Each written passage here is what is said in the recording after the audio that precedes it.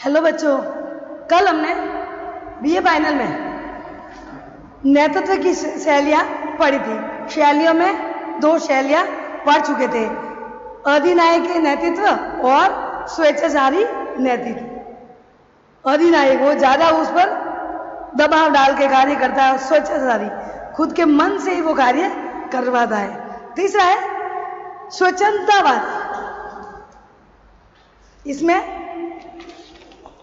यह एक ऐसा प्रकार का नेतृत्व है जिसमें नेता अपने अनुयायियों और अधीनस्थों के साथ संपर्क नहीं रखता। वो बिल्कुल उनसे लगाव और संपर्क नहीं रखता। उन्हें अपने लक्ष्य निर्धारित करने तथा स्वयं निर्णय लेने के लिए अवसर प्रदान करता है। वास्तव में अधीनस्थों को पर्याप्त अधिकार सौंप दिए जाते हैं। ऐसा नेता मार्गदर्शन नहीं करता, वो सिर्फ कार्य दे देता है। उनका कोई लेना देना नहीं, सिर्फ कार्य बाद में देखता कि कार्य किया कि नहीं किया। इसके अलावा वो मार्गदर्शन वगैरह कुछ नहीं करता, न सलाह देता है। इस प्रकार वह आज्ञा देने के अयोग्य होता है। वह संपूर्ण प्रयास में शायद ही अपना योगदान देता है। कहना का मतलब वो अपना योगदान भी नहीं देता, न मार्गदर्शन करता है। फलतः संपूर्ण संगठन में अव्यवस्था पाई जाती है, क्योंकि ये व्यक्तियों को विभिन्न दशाओं में कार्य करने की अनुमति प्रदान करता है। ऐसा नेतृत्व उसी स्थिति में सफल हो सकता है जबकि अधीनस्थ पूर्णतः समझदार तथा कर्तव्य के प्रति निष्ठावान हो। यही कारण है कि इस प्रकार का नेतृत्व कुछ विशेष परिस्थितियों में ही सफल हो सकता है। सामान्य रूप से इस प्रकार के नेतृत्व को अपनाने का सुझाव नहीं दिया जाता। यानी वो खुद न तो सलाह देता है, न कोई योगदान करता है, न मार्गदर्शन करता है, वो कार्य सौंप के चला जाता है। अब पीछे कैसा, अगर उनके अधीनस्थ जो इनके अंडर में कार्य कर रहे हैं तो वो ईमानदार और कार्य करने में निपुण ऐसे होंगे तो सही कार्य होगा। लेकिन ये ध्यान ही नहीं देखा तो पीछे भी ऐसे रहे तो ये नेतृत्व सफल नहीं हो सकता। इसलिए ये शैली थोड़ी सही ढंग की नहीं है और ये शैलियाँ ज्यादातर नेतृत्व या जो नेतृत्व करता है वो व्यक्ति नहीं अपनाता। लास्ट शैली है लोकतांत्रिक नेतृत्व। इसमें लोकतांत्रिक विचारों वाला नेता ऐसे व्यक्ति होता है जो कि समूह के साथ विचार विमर्श करके नीतियों का निर्माण करता है, यानी परामर्श लेता है। लोकतांत्रिक में जनता का शासन, जनता की सारी शक्ति उसके हाथ में आ जाती है और नेता को वो चुनते हैं। तो लोकतांत्रिक नेतृत्व में भी यही होगा कि सारे मिलजुल कर कार्य करेंगे। नीतियों का निर्माण, विचार विमर्श, वो जो नेतृत्व कर रहा है वो अपने अधीनस्थों से अच्छा विचार विमर्श हुआ तो वो लेगा और नीतियां निर्माण भी उनके सलाह से भी वो नीतियों का निर्माण कर सकता है। तो लोकतांत्रिक नेतृत्व सबसे अच्छा माना जाता है। इस प्रकार के नेतृत्व की अवधारणा अधिकार तथा निर्णयन के विकेंद्रीकरण पर आधारित है। एक लोकतांत्रिक नेता अपने अनुयायी को एक सामाजिक इकाई के रूप में कार्य करने के लिए प्रोत्साहित करता है तथा समूह के सदस्यों की निपुणता और योग्यताओं का पूरा लाभ उठाता है। वस्तुतः वह एक वाद्य मंडल न कि एक व्यक्ति है। यानी कि वस्तुतः वह एक वाद्य मंडल न कि एक व्यक्ति है एक व्यक्ति वाले बैंड के निदेशक के रूप में काम करता है और वह ये महसूस करता है कि उसका कार्य अपने कर्मचारियों के सहयोग से या सहयोगशील कार्य को समन्वय करना है। ऐसा नेता अपनी अधीनस्थों की आवश्यकता और रुचियों को समझता है और इसके साथ दया व निष्ठापूर्वक व्यवहार करता है। ऐसा नेता या ऐसे नेता को कर्मचारी केंद्रित न कि कोई कार्य केंद्रित नेता कहा जा सकता है। यानी लोकतांत्रिक सबसे अच्छा है क्योंकि वो नीतियों का निर्माण करता है तो वो विचार और विमर्श करता है और लोगों से भी सलाह लेता है और सब मिलकर वो जो उनके अधीनस्थ थे उनसे मिलकर वो कार्य करता है, वो उनको महत्व देता है अपने अधीनस्थों को।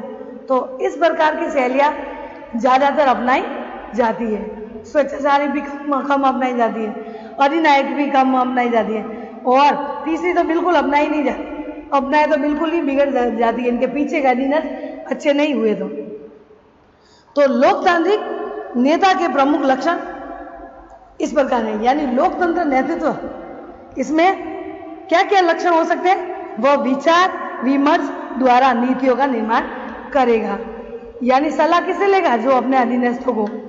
दूसरा, वह समूह के साथ परामर्श करने के बाद भी आदेश देगा, यानी पहले परामर्श लेगा, परामर्श उनको अच्छी लगी कि हाँ, तो फिर आदेश देगा कि नहीं ये कार्य शुरू कर दीजिए। तीसरा इसमें लक्षण में बताया लोकतांत्रिक नेतृत्व के लक्षण में, वह अपने अधीनस्थों को अपने कार्य क्षेत्रों में महत्वपूर्ण निर्णय लेने की अनुमति देता है। वह अपने अधीनस्थों को उन निर्णय को लेने के सहभागी बनाता है जो उन्हें प्रभावित करता है, यानी कोई अधीनस्थ कार्य क्षेत्र में महत्वपूर्ण हो तो वो निर्णय लेने की अनुमति भी देता है। किसको? अपने अंडर में जो कार्य कर रहे हैं उनको अनुमति की देते कि ये महत्वपूर्ण निर्णय, आप क्या सोचते हैं, आप अपने निर्णय बताइए। तो इस तरीके से भागीदार होकर कार्य करता है। वह अपने अधीनस्थों को निर्णय को लेने में सहभागी बनता है जो उन्हें प्रभावित करते हैं, यानी वो निर्णय लेता है, नेता लोग या फिर नेतृत्व करने वाला वो निर्णय उससे लेता है जो उनको प्रभावित करे। सारे कर्मचारी उनके अधीनस्थ में से जो उनसे प्रभावित करता है वो निर्णय उनका रख लेते हैं और निर्णय लेता है कि ये कार्य, इन्होंने बहुत ही अच्छा सलाह दी, ये कार्य होना चाहिए। वह अपने आदेशों में अंतर्निहित कारणों को स्पष्ट करता है तथा भावी योजना से समूह को अवगत कराता है, यानी अंतर्निहित खुद ही अपना सोच समझकर उन कारणों को स्पष्ट करता है और आदेश अंतर्निहित करता है। जो आदेश देता है वो कहता है कि ये सही है क्या, और भावी योजना के समूह को अवगत करवाता है कि ये मेरी योजना है बड़ी सी, आपको कैसी लगी, क्या इस योजना को आपसे सलाह ली जाती है कि ये जो निर्णय मैं ले रहा हूँ क्या वो सही है, तो आप बताइए, तो सहभागिता बन जाता है। इसी में पांचवा, वह अपने आदेशों में अंतर्निहित कारणों को स्पष्ट और भावी योजना को समूह को अवगत करवाता है, यानी भावी योजना बनाई तो अपने समूह जो उनके अधीनस्थ जो कार्य कर रहे हैं उनको वो क्या करेगा, उनको अवगत करेगा कि ये मैंने योजना बनाई, क्या आपको ये योजना अच्छी लगी या नहीं लगी। छठा है, वह अपने अनुयायियों को एक सामाजिक इकाई के रूप में कार्य करने के लिए प्रोत्साहित करता है। सामाजिक योजना यानी समाज के लिए, हम कल्याण के लिए कार्य कर रहे हैं तो वो इस इकाई सामाजिक के बारे में प्रोत्साहित करता है कि समाज कैसे खुश होगा, जनता कैसे खुश होगी, कैसा ऐसा कार्य हम करें उनके कल्याण के लिए, कौन सी उनकी समस्या है, कौन सा ऐसा कल्याणकारी कर रहे हैं कि जो जनता सारे खुश हो जाए। तो इस तरीके से वो अपने आप को कार्य को प्रोत्साहित करता है। इसी में लास्ट, वह कर्मचारी केंद्रीय अधिक होता है और कर्मचारियों को पूर्ण स्वतंत्रता प्रदान करता है। वो केंद्रीय पूरा कार्य अपने अंडर में करवाता है और पूरी रूप से जो उनके अधीनस्थ कार्य कर रहे हैं पूर्ण रूप से उनको क्या करते हैं, स्वतंत्रता प्रदान करते हैं कि मैंने तो ये मान लिया, अब आप बताइए। तो इस तरीके से ये इनके शैलियाँ बताएगी। अब नेतृत्व के कार्य में ये महत्वपूर्ण तो बताइए नेतृत्व के कार्य, नेतृत्व के नेता क्या क्या या नेतृत्व जो करता है वो क्या क्या कार्य करे, ये तो मैन है, लेकिन किसी विचारकों ने अलग अलग बताई। वो मैं बता दूं कि नेतृत्व के विद्वानों ने मतैक्य नहीं है, यानी एक मत नहीं है, नेतृत्व के कार्य में एक मत नहीं है, क्योंकि विद्वानों के अलग अलग नेतृत्व की कार्य सूची बनाई है। तो पहले हम डाल्टली मैकपाइलेट उनके नेतृत्व की बातों को कहा है कि समूह लक्ष्यों का निर्धारण करना, जो लक्ष्य उन्होंने लिए वो उनका निर्धारण करना। दूसरा इन्होंने बताया योजना का निर्माण करना। ये तो पूरे सारे जो मैंने 4 लिखे ये तो सारे विद्वान कह रहे हैं, लेकिन अलग अलग जो राय ले रहे हैं वो मैं थोड़ा बता रही हूँ। दूसरा योजना का निर्माण करना है। नेतृत्व जो करता है वो योजना का निर्माण करता है, जो योजना बनाई जाती है उनको लागू करता है। तीसरा बताया है इन्होंने डाल्टन ने नीति तथा क्रियाविधि निर्धारित करना, नीतियां बनाना और कार्य शुरू करवाना। चौथा कहा है कि अधीनस्थों का पद प्रदर्शन करना, यानी कि अधीनस्थ इनके अंदर जो कार्य कर रहे हैं उनका पद प्रदर्शन करना, कि ये मार्ग को प्रदर्शित करना कि अब आगे आपको इस तरीके से बढ़ना है। पांचवा है कार्य कुशल कर्मचारियों का समूह तैयार करना तथा उसका संरक्षण करना, यानी जो कार्य में कुशलता प्राप्त कर दे उनका समूह बना के उनको अलग से कार्य सौंपता है। छठा है अधीनस्थों के व्यवहार का उसका उपलब्धियों के संदर्भ में मूल्यांकन करना, या ऐसा कहा गया कि जो नेतृत्व कर रहा है उनके व्यवहार और उपलब्धियों के संदर्भ में मूल्यांकन करना कि उनका व्यवहार कैसा है और उनकी उपलब्धियां कितनी है।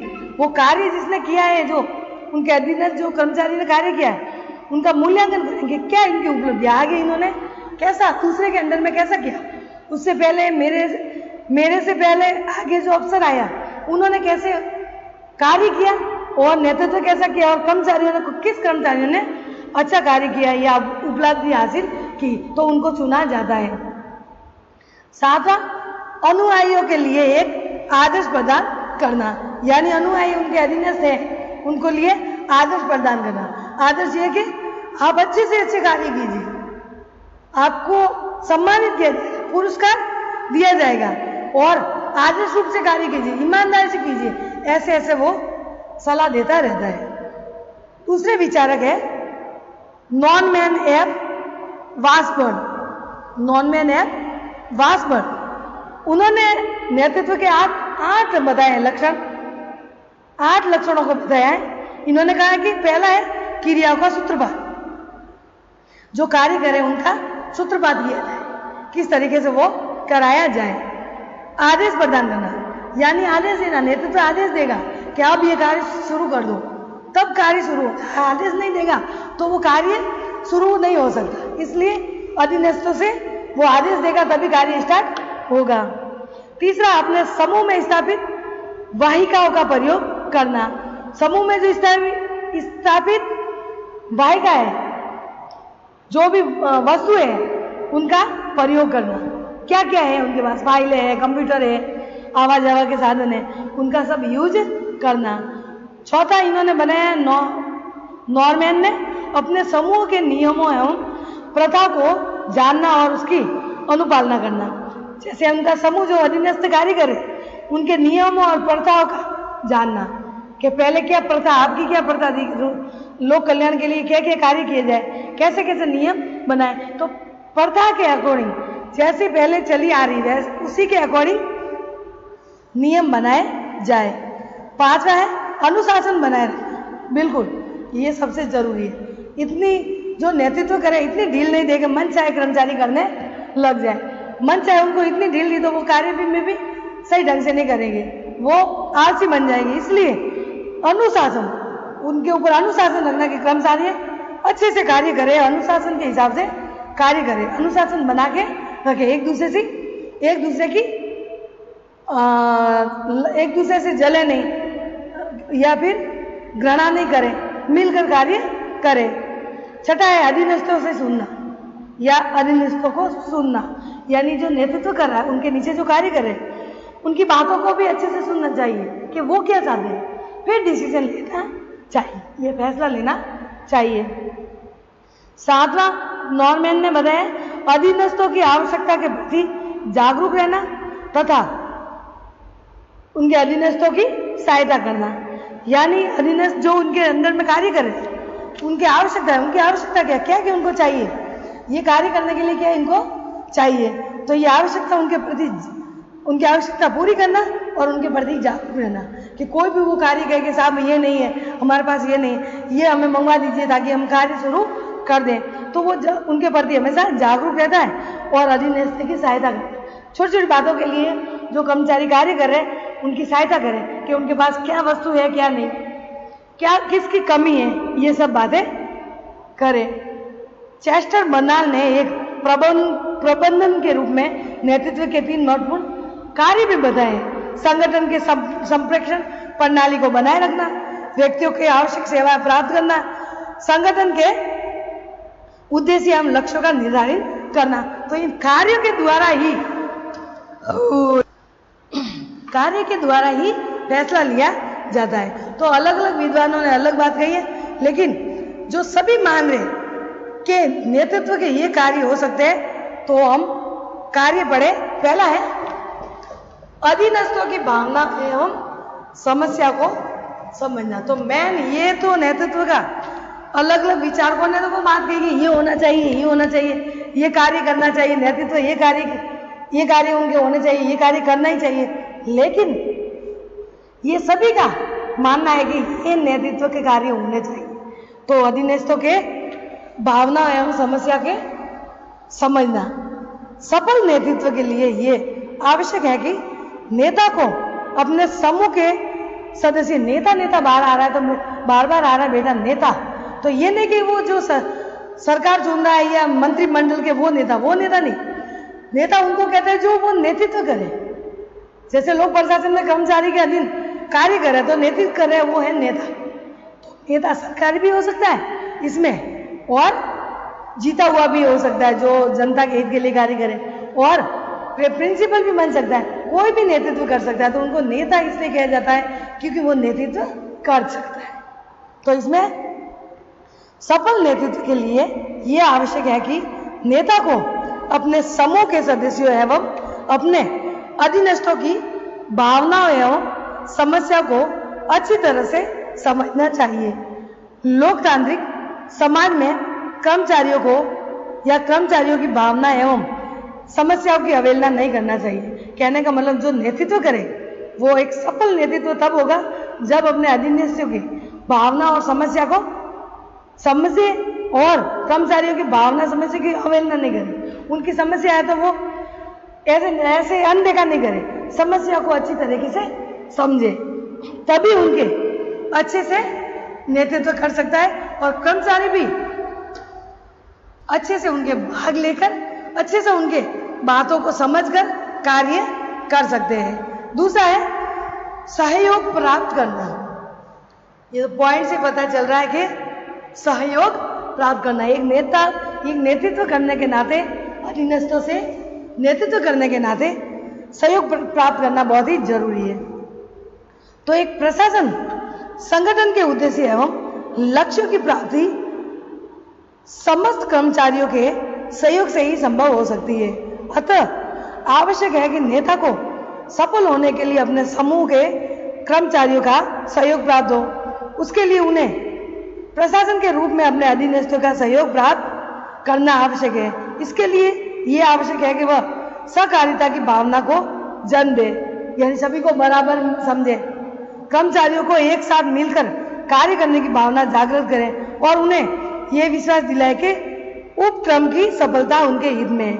यानी सहयोग कब करेंगे वो, उनके अधीनस्थ नेतृत्व जो कर रहा है उनकी सहयोग कब करेंगे, जब वो सहयोग की भावना रखेगा, वो सभी में भेदभाव नहीं करेगा, हर कर्मचारियों की इज्जत करेगा, उनकी भावना को समझेगा, उनको विश्वास दिलाएगा कि आपका जो पद है वो और भी आगे बढ़ेगा, आपको पुरस्कार प्राप्त कर सकते हैं, आप सामूहिक रूप से आपको पुरस्कार मिल सकता है, तो सम्मानित हो सकते हैं। तो इन बातों के लिए नेतृत्व के कार्य के ये सहयोग प्राप्त करेंगे।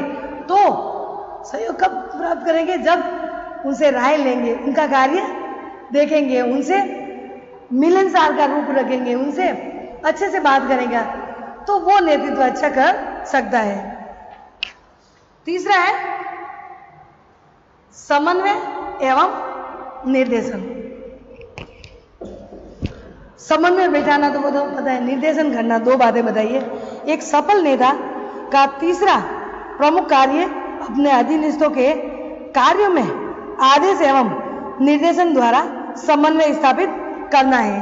इसके लिए उसे संप्रेषण प्रक्रिया को प्रभावी बनाना होगा तथा आदेश एवं निर्देशन की प्रक्रिया में भी मानवीय संबंधों को विशेष रूप से ध्यान में रखना होगा। कहने का मतलब वो सभी अधीनस्थ जो कर्मचारी है उनको समन्वय बिठाना, तालमेल बिठाएंगे, किसी को ऊपर नीचे नहीं रखेंगे, संप्रेषण करेंगे, प्रक्रिया अपनाएंगे, फिर मानवीय संबंधों को विशेष ध्यान रखेंगे कि मानवता के नाते वो नीचे उनके कार्य कर रहे हैं, लेकिन मानवता के नाते उनको इज्जत देना बहुत ही जरूरी है, उनकी तारीफ करेंगे, तभी मिलके वो कार्य कर सकते हैं। इस प्रकार से बच्चों समन्वय निर्देशन में ये बातें आ जाती है। कल हम नेतृत्व के चौथा पॉइंट पढ़ेंगे। चौथा पॉइंट है अनुशासन बनाए रखना, वो हम कल पढ़ेंगे।